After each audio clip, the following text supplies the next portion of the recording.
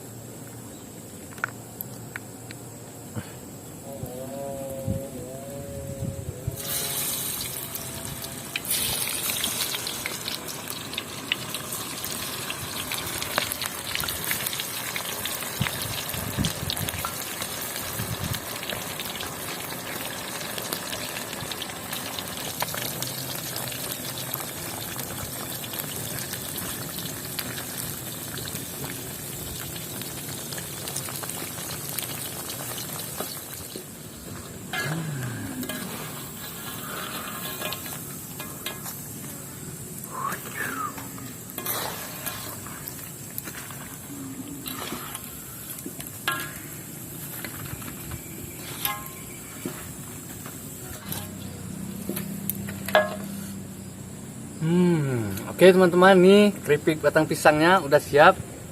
Baunya gurih sekali teman-teman. Oke, kita langsung makan aja, oke.